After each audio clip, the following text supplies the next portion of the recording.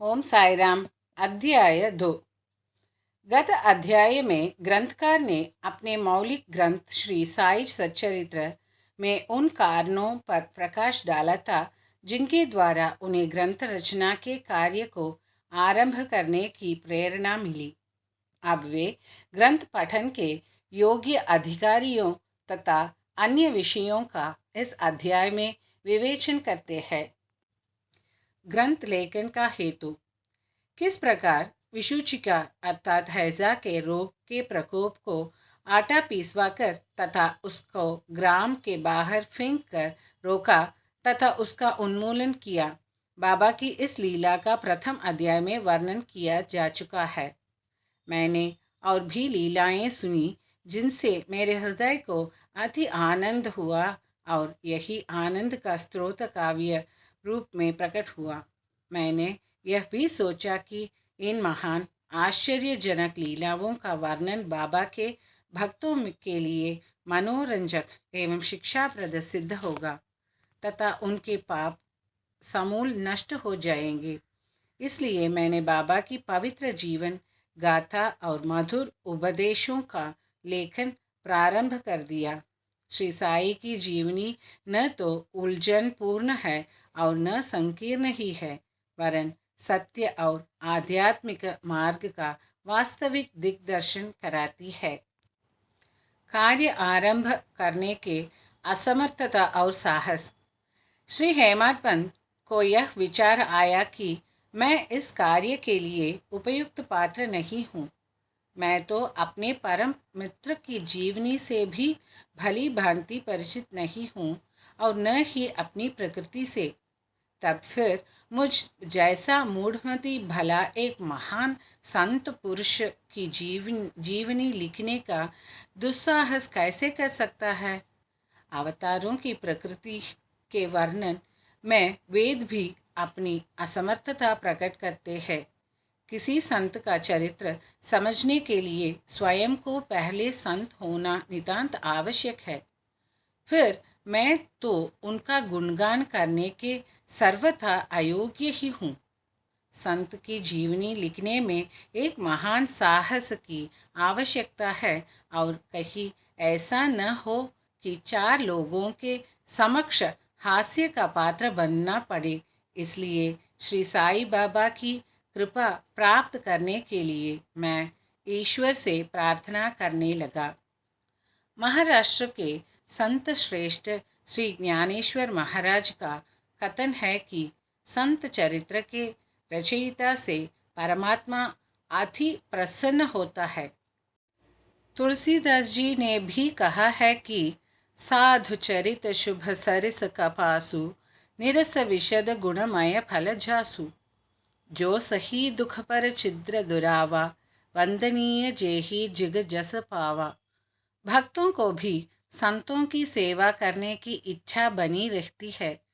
संतों की कार्य पूर्ण करा लेने की प्रणाली भी विचित्र ही है। यथार्थ प्रेरणा तो संत ही किया करते हैं, भक्त तो निमित्त मात्र या कहिए कार्य पूर्ति के लिए एक यंत्र मात्र है। उदाहरणार्थ शक सम 1700 में कवि महिपति को संत चरित्र लेखन की प्रेरणा हुई। संतों ने अंत प्रेरणा पैदा की और कार्य पूर्ण हो गया। इसी प्रकार शक सन 1700 में श्री दासगणों की सेवा स्वीकार हुई। महिपति ने 4 काव्य रचे, भक्त विजय, संत विजय, भक्त लीलामृत और संत लीलामृत, और दासगणों ने केवल 2 भक्त लीलामृत और संत कथामृत, जिसमें आधुनिक संतों के चरित्रों का वर्णन है। भक्त लीलामृत के अध्याय 31, 32 और 33 तथा संत कथामृत के 57वें अध्याय में श्री साई बाबा की मधुर जीवनी तथा अमूल्य उपदेशों का वर्णन सुंदर एवं रोचक ढंग से किया गया है। इनका उद्धरण श्री साई लीला पत्रिका के अंक 11, 12 और 17 में दिया गया है। पाठकों से इनके पठन का अनुरोध है। इसी प्रकार श्री साई बाबा की अद्भुत लीलाओं का वर्णन एक बहुत सुंदर छोटी सी पुस्तिका श्री साईनाथ भजनमाला में किया गया है। इसकी रचना बांद्रा की श्रीमती सावित्रीबाई रघुनाथ टेंडुलकर ने की है। श्री दासगणु महाराज ने भी श्री साईं बाबा पर कई मधुर कविताओं की रचना की है। एक और भक्त अमीदास भवानी मेहता ने भी बाबा की कुछ कथाओं को गुजराती में प्रकाशित किया है। साई प्रभा नामक पत्रिका में भी कुछ लीलाओं शिरडी के दक्षिण भिक्षा संस्थान द्वारा प्रकाशित की गई है। अब प्रश्न यह उठता है कि जब श्री साईनाथ महाराज के जीवन पर प्रकाश डालने वाला इतना साहित्य उपलब्ध है, फिर और एक ग्रंथ साई सच्चरित्र रचने की आवश्यकता ही कहाँ पैदा होती है? इसका उत्तर केवल यही है कि श्री साईं बाबा की जीवनी सागर के सदृश अगाध, विस्तृत और यथार्थ है। यदि उसमें गहरा गोता लगाया जाए तो ज्ञान एवं भक्ति रूपी अमूल्य रत्नों की सहज ही प्राप्ति हो सकती है, जिनसे मुमुक्षुओं को बहुत लाभ होगा। श्री साईं बाबा की जीवनी, उनके दृष्टांत एवं उपदेश महान आश्चर्य से परिपूर्ण है। दुख और दुर्भाग्यग्रस्त मानवों को इनसे शांति और सुख प्राप्त होगा तथा लोक व परलोक में श्रेयस की प्राप्ति होगी। यदि श्री साईं बाबा के उपदेशों का, जो कि वैदिक शिक्षा के समान ही मनोरंजक और शिक्षाप्रद है, ध्यानपूर्वक श्रवण एवं मनन किया जाए तो भक्तों को अपने मनोवांछित फल की प्राप्ति हो जाएगी, अर्थात ब्रह्म से अभिन्नता, अष्टांग योग की सिद्ध और समाधि आनंद आदि की प्राप्ति सरलता से हो जाएगी। यह सोचकर ही मैंने चरित्र की कथाओं को संकलित करना प्रारंभ कर दिया। साथ ही यह विचार भी आया कि मेरे लिए सबसे उत्तम साधना भी केवल यही है, जो भोले वाले प्राणी श्री साईं बाबा के दर्शनों से अपने नेत्र सफल करने के सौभाग्य से वंचित रहे हैं, उन्हें यह चरित्र अति आनंददायक प्रतीत होगा। अतः मैंने श्री साईं बाबा के उपदेश और दृष्टांतों की खोज प्रारंभ कर दी, जो कि उनकी असीम सहज प्राप्त आत्मानुभूतियों का निचोड़ था। मुझे बाबा ने प्रेरणा दी और मैंने भी अपना अहंकार उनके श्री चरणों पर न्योछावर कर दिया। मैंने सोचा कि अब मेरा पथ आदि सुगम हो गया है और बाबा मुझे इहलोक और परलोक में सुखी बना देंगे।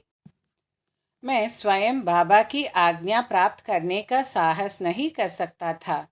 अतः मैंने श्री माधवराव उपनाम श्यामा से, जो कि बाबा के अंतरंग भक्तों में से थे, ये इस हेतु प्रार्थना की।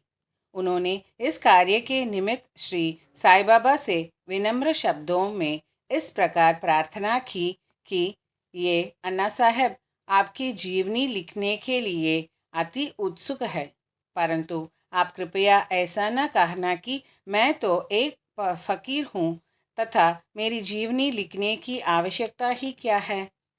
आपकी केवल कृपा और अनुभूति से ही ये लिख सकेंगे, अथवा आपके श्री चरणों का पुण्य प्रताप ही इस कार्य को सफल बना देगा। आपकी अनुमति तथा आशीर्वाद के अभाव में कोई भी कार्य यशस्वी नहीं हो सकता। यह प्रार्थना सुनकर बाबा को दया आ गई। उन्होंने आश्वासन और उदी देकर अपना वरद हस्त मेरे मस्तक पर रखा और कहने लगे कि इन्हें जीवनी और दृष्टांतों को एकत्रित कर लिपिबद्ध करने दो, मैं इनकी सहायता करूँगा। मैं स्वयं ही अपनी जीवनी लिखकर भक्तों की इच्छा पूर्ण करूँगा, परंतु इनको अपना अहम त्याग कर मेरी शरण में आना चाहिए।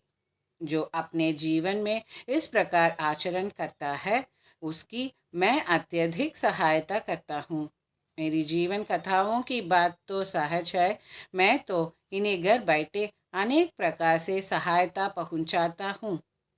जब इनका अहम पूर्णतः नष्ट हो जाएगा और खोजने पर लेश मात्र भी न मिलेगा, तब मैं इनके अंतःकरण में प्रकट होकर स्वयं ही अपनी जीवनी लिखूंगा।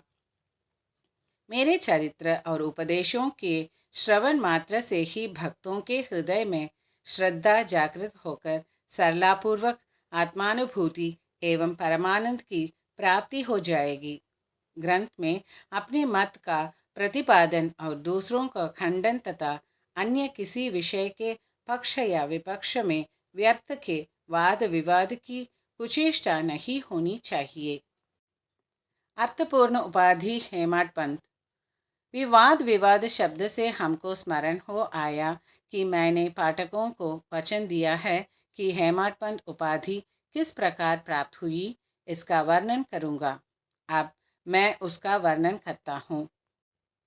श्री काका साहेब दीक्षित व नाना साहेब चांदोरकर मेरे अति घनिष्ठ मित्रों में से थे।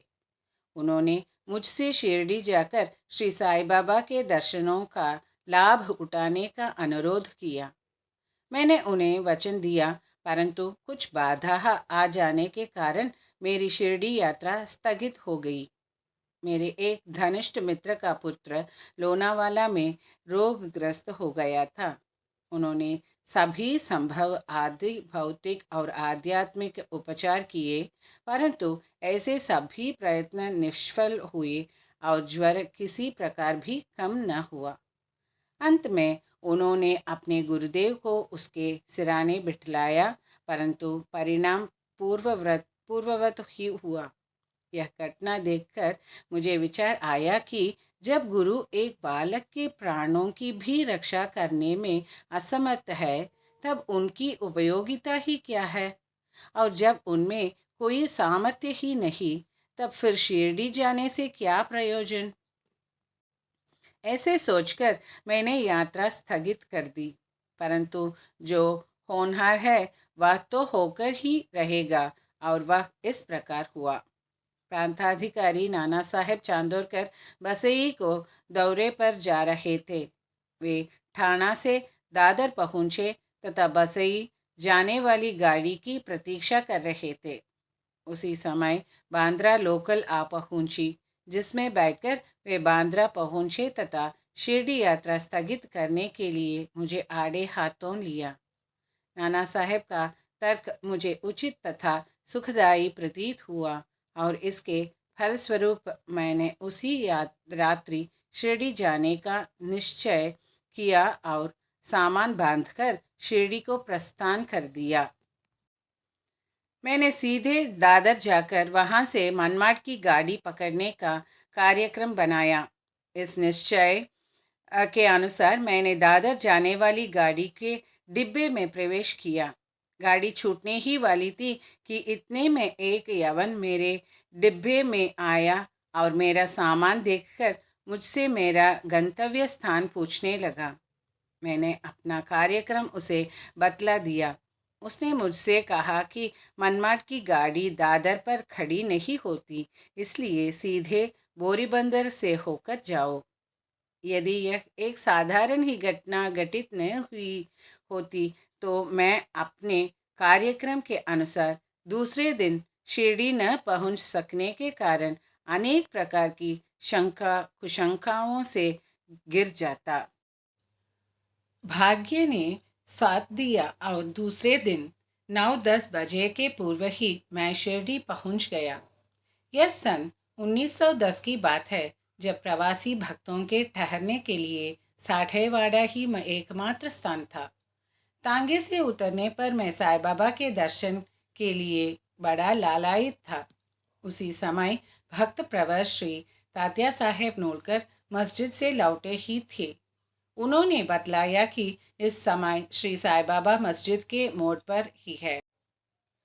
अभी केवल उनका प्रारंभिक दर्शन ही कर लो और फिर स्नानादि से निवृत्त होने के पश्चात सुविधा से भेंट करने जाना।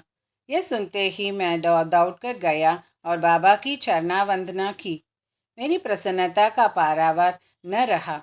मुझे क्या नहीं मिल गया था। मेरा शरीर उल्लसित सा हो गया। क्षुधा और तृषा की सुधि जाती रही। जिस क्षण से उनके भवन विनाशक चरणों का स्पर्श प्राप्त हुआ, मेरे जीवन में एक नूतन आनंद प्रवाह बहने लगा। एक नई उमंग आ गई। जिन्होंने मुझे बाबा के दर्शनार्थ प्रेरणा, प्रोत्साहन और सहायता पहुंचाई, उनके प्रति मेरा हृदय बारंबार कृतज्ञता अनुभव करने लगा। मैं उनका सदैव के लिए ऋणी हो गया। उनका यह उपकार मैं कभी भूल न सकूंगा। यथार्थ में वे ही मेरे कुटुंबी है और उनके ऋण से मैं कभी भी मुक्त न हो सकूंगा। मैं सदा उनका स्मरण कर उन्हें मानसिक प्रणाम किया करता हूँ। जैसा कि मेरे अनुभव में आया कि साई के दर्शन में ही यह विशेषता है कि विचार परिवर्तन तथा पिछले कर्मों का प्रभाव शीघ्र मंद पड़ने लगता है और शनै शनै अनासक्ति और सांसारिक भोगों से वैराग्य बढ़ता जाता है। केवल गत जन्मों के अनेक शुभ संस्कार एकत्रित होने पर ही ऐसा दर्शन प्राप्त होना सुलभ हो सकता है।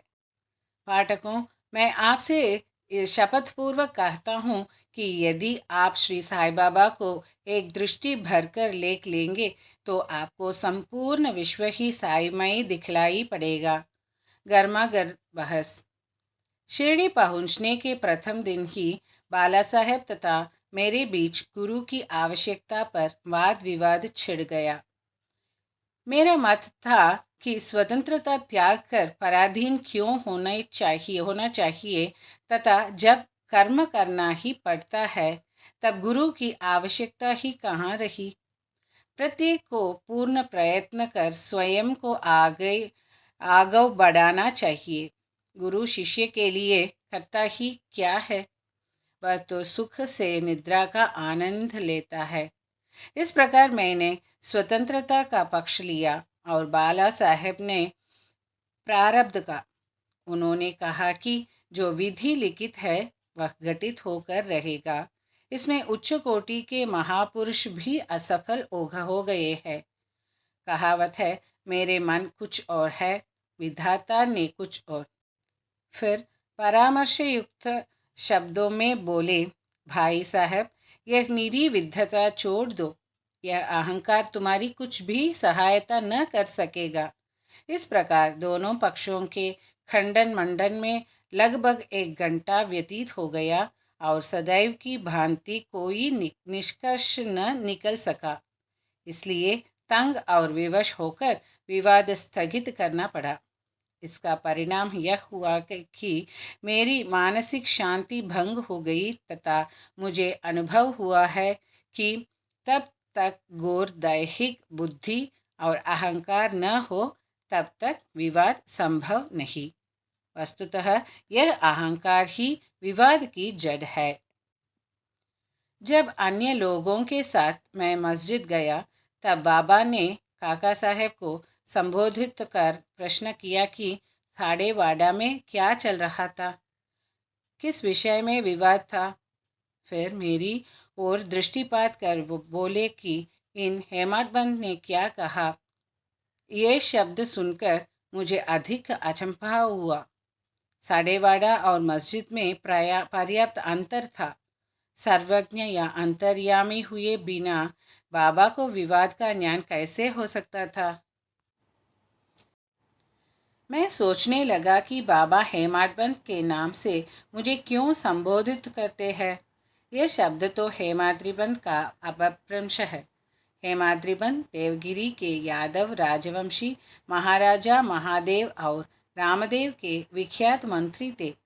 वे उच्च कोटि के विद्वान, उत्तम प्रकृति और चतुर्वर्ग चिंतामणि और राज प्रशस्ति जैसे उत्तम काव्य के रचयिता थे।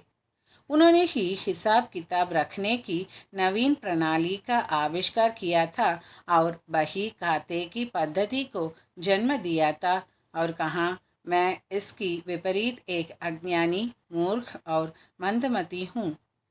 अतः मेरी समझ में यह न आ सका कि मुझे इस विशेष उपाधि से विभूषित करने का क्या तात्पर्य है।